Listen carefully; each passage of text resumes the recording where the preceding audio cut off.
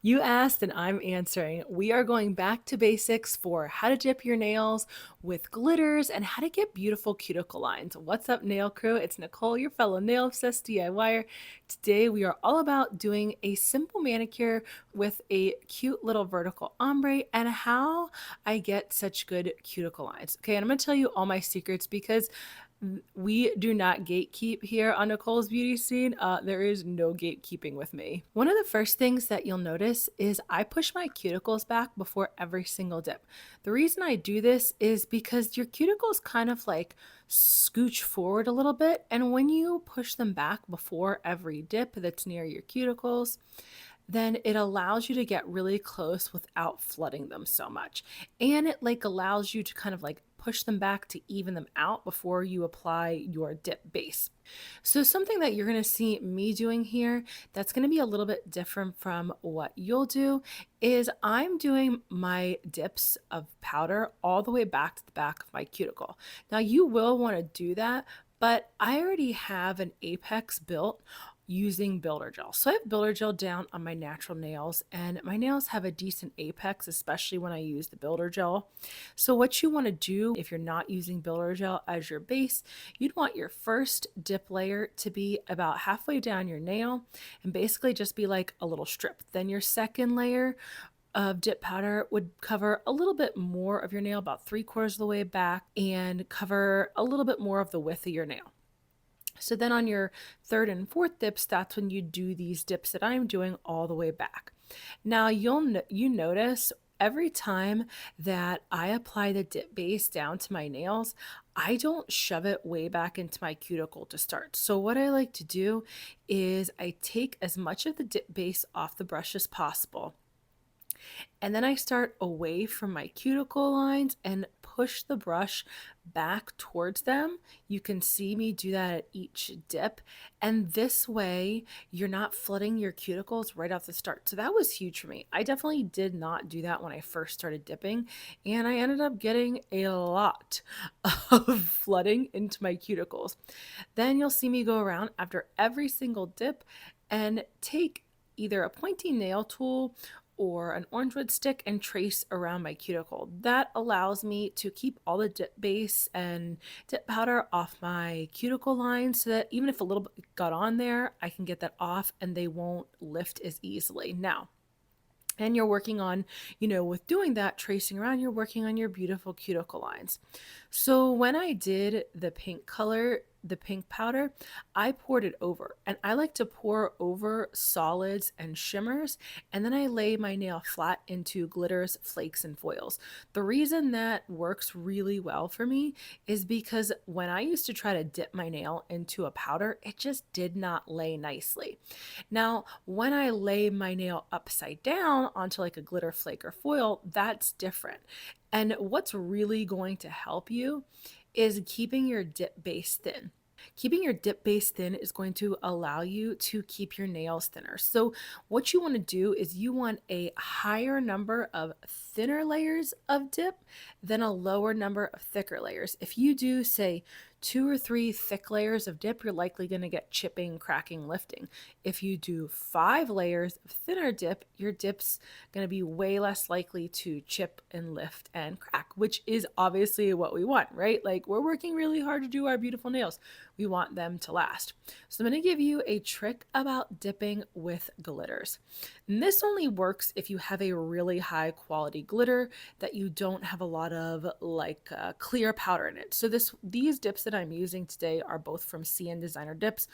Love their quality, amazing high quality. The pink is called Flamingo. And then this gorgeous glitter is called Pebble Creek. Now, on your first dip of a glitter, what you can do is you can go all the way back to your cuticle. And then on the second dip, you want to stay just like maybe 2 millimeters away from the back of your cuticle with your liquids. This way they still have that nice curve down at the back, since glitters are thicker than solids and shimmers, of course. So that's what I did when I was doing my 2 dips of the Pebble Creek. And again, this worked because it's a high quality glitter where there's not a ton of clear in it. So if you're using a lower quality dip that has a lot of clear in it, or if it's just like that's how the glitter is because it's a clear base glitter that just has a little bit of the glitter in it, then it's not going to work as well. But for this one, it worked great. Now, when you're doing an ombre, what I like to do on my second dip is I don't put the color dip the whole way over. I leave room so that when the glitter's on it, it's not going to be taking up so much space. It's not going to give you that like big bump. I just added my dip base really thinly on my nail, and I didn't go all the way over since I'm doing a vertical ombre. So I have my dip base probably only about 3/4 the way across my nail. And then I turn my nail to the side so that a majority of the glitter gets tapped right on like the cuticle area, because you want your glitter to give that cascading ombre effect, right? And if you try to turn your nail the wrong way, then you could end up with a way more glitter on it than you actually want, and it wouldn't look like an ombre. It would just look like a glitter nail that you kind of messed up. So it takes some time to learn how to do ombres. I would say it took me quite a lot of practice to get like the good ombre, glitter ombre going down. And sometimes I still even mess up, because we're DIYers at home. You're just doing the best that we can. And I noticed that for me, if I take a longer break in between doing my manis, that I definitely get a bit rusty. So that's something to consider too. Like, give yourself some grace when you're doing your nails. On the last dip, regardless of what kind of powder I'm using, if I'm using dip liquids, I finish with clear dip powder. One, it's going to protect your glitter, flakes, foils, shimmer, flat, whatever you're using. It's going to protect that color when you buff and shape and file. And two, if you're somebody who likes their dips to last for a long time, then doing that last layer of clear really seals your powder in. And for me, it's helped to make my nails last longer. So when I was talking about doing an apex, if I was dipping directly on my nails, my first 2, maybe even 3 layers would be clear before I went in with my color. Something else that you definitely want to make sure you're doing when you're dipping is brush off all the excess powder in between each layer. So you saw me with a stiff little nail brush. I just get like some cheap ones, off Amazon or wherever I find them. And I use that stiff nail brush to brush off any of the excess. So every single layer gets brushed off because I don't want any excess powder making my nails thicker than they need to be. And what I typically like to do too is I go in with clear on my solid or shimmer first before I even start to dip the glitter, flakes, or foil. This way I don't mess up the solid or shimmer nail by getting any clears in it. And I activated it as well. Then I went through and I finished adding the clear on all my other nails, activated those. Once I brushed off the excess, once my nails are hard, I'm going to start filing, buffing, and shaping. Now, I'm going to show you more than I normally do for my buffing and shaping routine. So what I like to do first is go around and fix up any of the wonkiness on my shape, because when you dip adds some bulk. So I like to go in with a hand file and just fix up my shape so it's still nice how I want it to be. So it still looks how I want it to be. Then I go in with a buffing block. Now I'm actually using a flexible file. Since my hands are bigger, I like to use really big flexible files to smooth out the dips. And if you aren't comfortable with like this big type of flexible file, it's basically like a giant buffing block. You can also use all different kinds of sizes of buffing blocks to smooth out your nails before you go in top coat. One of my tricks I like to do when I'm buffing my nails is to buff with the curve of my nail. So I'm basically buffing in a C curve because you want the sides of your nails to slope downwards. You don't want them to be like thick and sticking out weirdly. You want them to curve down nicely along the sides. So I use a buffing block. When I'm buffing, I buff in that C curve shape. And now I'm going to show you my absolute must do for getting beautiful cuticle lines. This is my secret to my cuticle lines that I absolutely do not keep secret. I use an e-file to go around each of my nails after I've filed and buffed and shaped them. I use it to go around my cuticle lines to give me that really nice, beautiful cuticle line. And these bits that I found are actually officially my favorite. I was using different bits over the years. One in particular I probably used for like 3 years, but a lot of people struggled with it because it was insanely sharp and cut their skin.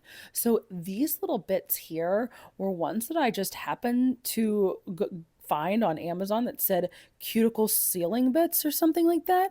And ever since I started using them, I have been absolutely obsessed. They are carbide and they just fit right into the little like nook of your nail so that your cuticle can get really nice and smooth down towards the back, give you those perfect, beautifully rounded cuticle lines that we are all working towards.